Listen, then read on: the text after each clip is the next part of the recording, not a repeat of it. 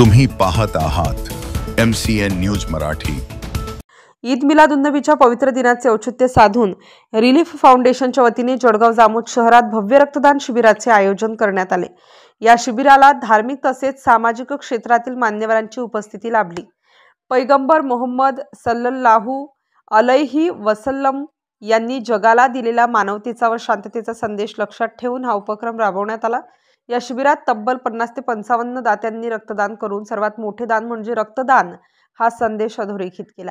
या शिबिराच्या यशामागे रिलीफ फाउंडेशनचे अध्यक्ष मुस्तकीम मिर्झा आणि त्यांच्या सहकाऱ्यांची मेहनत विशेषत्वाने अधोरेखित झाली। संस्थेतील प्रत्येक सदस्याने जबाबदारी पार पाडत कार्यक्रमाला यश मिळवून दिले। शिबिराच्या प्रारंभी माजी आरोग्य मंत्री राजेंद्र शिंगणे यांनी कार्यक्रम घेतल्याबद्दल शुभेच्छा दिल्या। तसेच प्रसेनजित पाटील, किशोर केला, डॉक्टर संदीप वाकेकर, प्रमोद सपकाळ, इरफान खान, महादेव भालेराव तसेच सय्यद बहाउद्दीन यांची प्रमुख उपस्थिती लाभली। रिलीफ फाउंडेशनच्या टीममध्ये Kashif Mirza, Saqib Mirza, Atiq sir, Javed sir, Zahid sir, Huzaifa Mirza, Ubaid Mirza यांच्यासह अनेक सदस्यांनी कार्यक्रम यशस्वी करण्यासाठी अथक मेहनत घेतली। MCN न्यूज मराठीकरिता मोहम्मद फारूक, जळगाव।